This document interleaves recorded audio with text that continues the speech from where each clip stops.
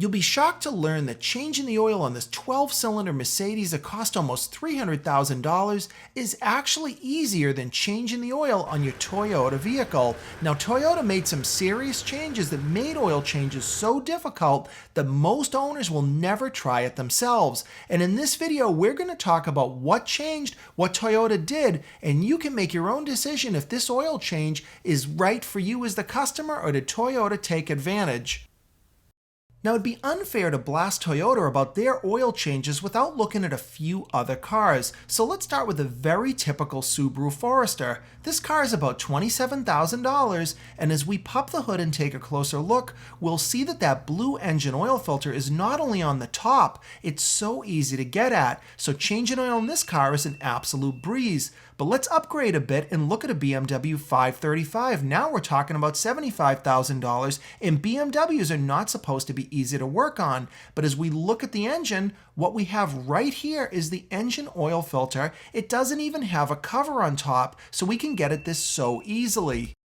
Now the flagship, the Mercedes S65 AMG. This thing has a 12-cylinder engine, and it must be a fortune and difficult to work on. But as we open up the hood and take a look, you can see that like the BMW, even Mercedes has their oil filter completely accessible. It's not even covered by a shroud. So you could change this thing wearing a suit and you could still get the job done. And here's our Toyota engine. It's a V6, looks like plenty of room to work, but where is the oil filter? Now we've got to look at the side of the engine for that, and you can see that it uses a spin-on type canister filter that's easy to get to. It's right there. And this shows that Toyota knew how to build an engine that could easily be serviced.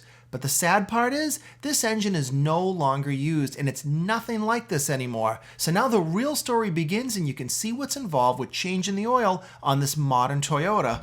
Now let's take a look at this 2019 Toyota Tacoma. There's a million of these on the road, and this is the engine that they all come with. Now as we look at the top, there is no filter on the top of the engine. So let's get started with the oil change, and you can see what is actually involved. Now here I'm just going to put my drain pan underneath. I've got a regular socket, and that's the drain plug for the oil. So far this is looking pretty good. We're just going to take the plug out, and I'm going to fast forward this part, and we'll let the engine oil drain out. And this is the easy part and the only part of this oil change that is in fact simple to do.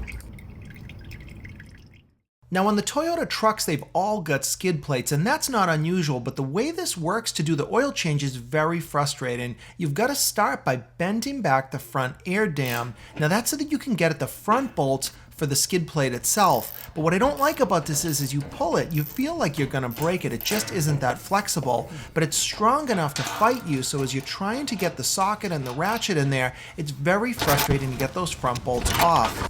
And you've still got to remove two bolts in the back, and it's not over yet, because in the front, even with the bolts removed, it's actually got two hooks holding the skid plate. And because that air dam's there, you can't even see what you're doing. So you've got to jostle that heavy plate around until it's finally free. And once it's on the ground, you can see those two holes in the front, and that's what the hooks themselves go into. And now we can take a look at our oil filter, or at least what should be an oil filter, and this is it right here. It's a cartridge type oil filter. Toyota got rid of those spin-on oil filters that we used for years and worked perfectly in favor of this. And as we take a look at what you actually need to get for a replacement, it'll start to shed some light on what you're going to be doing. Here we've got a genuine Toyota oil filter kit. Now in this box, you're going to see some weird things. You've got this piece of plastic, and then additionally, you're going to have the oil filter element along with two O-rings all within one box. Now this looks like a bit of a mess to me, and we want to get it changed, but we still can't do it yet because we've got another step in the beginning, and it involves this piece of plastic. Now because Toyota decided to use this type of system and they put the cartridge on the bottom of the engine, if you were to just take that off, you'd spill oil everywhere. So instead you've got to put a regular extension in there, and you're going to unscrew that small silver plate there. But that doesn't even turn the oil filter, it's just turning something on the bottom. And with that silver disc off, you'll see a little bit of oil come out, but it's not done yet. You've got to take that plastic nipple and you've got to shove it in the bottom of that cartridge. And what we're doing here is we're draining oil out that's in the oil filter cartridge reservoir. What an absolute waste of time. And you better put a bottle under it, because once you press it in, you're going to get about 1/4 of a quart out of that cartridge. And we still haven't even taken the oil filter off yet. And once the bottle fills up, you're going to want to go ahead and remove that nipple, but the problem is the oil still comes out slowly for a long time, and now the mess really begins because you've got it dripping right out the bottom, and you're not going to want to just sit there with a bottle all day, so you want to yank that piece out, and now we can move on to removing the filter itself.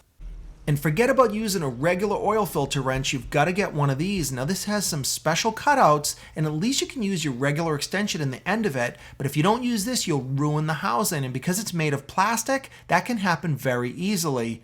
Now once you get it lined up properly, this does go right on the assembly, and you can twist it right off to expose the element. And it does unscrew easily, and as we get a closer look, you can start to see what's inside.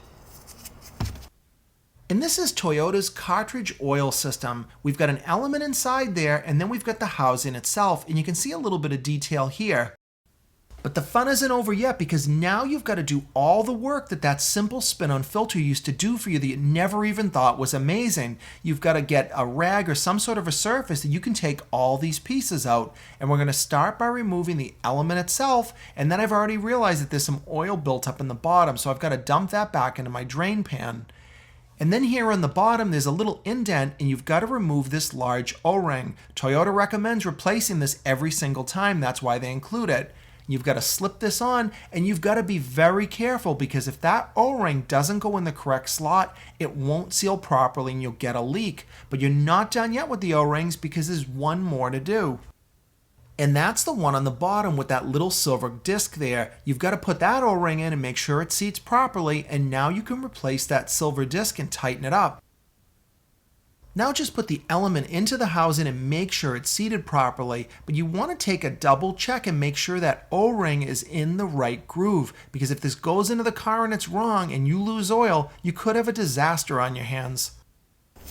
Now we just need to reinsert the housing correctly. Now you've got to watch yourself, because those threads are plastic going into aluminum, and if you cross thread it, you can destroy that housing immediately. So it really is important to thread it by hand first and then follow it up with your tool.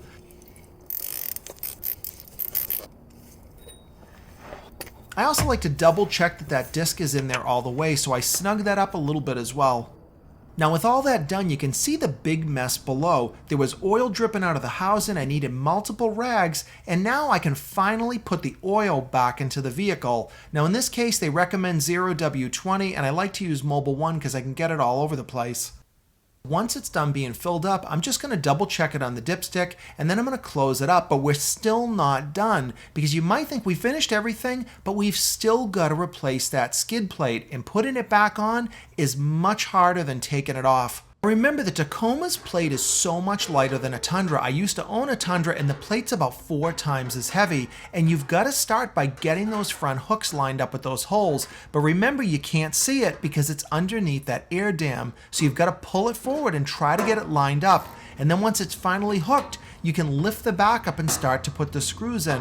But the fun's not over yet. Because it's hanging on those hooks, the holes don't line up properly. So you've got to get up underneath and kind of jostle it around until they finally line up and you can tighten them. And the sad part is, no matter how many times you do it, this oil change never gets much easier. And it really upsets me, because Toyota had an engine with a filter on top that was a breeze to change. They only did this for one reason that I can see, and that's to make it so that owners won't do their own maintenance. Now that's a real shame, because you pay a lot of money for a vehicle, and other manufacturers just don't do it that way. So hopefully this video got you to learn something new. You can see that Toyota maybe has really treated their customers badly, and you can draw your own conclusion as to what vehicle right for you. If you like this video, please give me a thumbs up, subscribe to my channel for more videos coming up.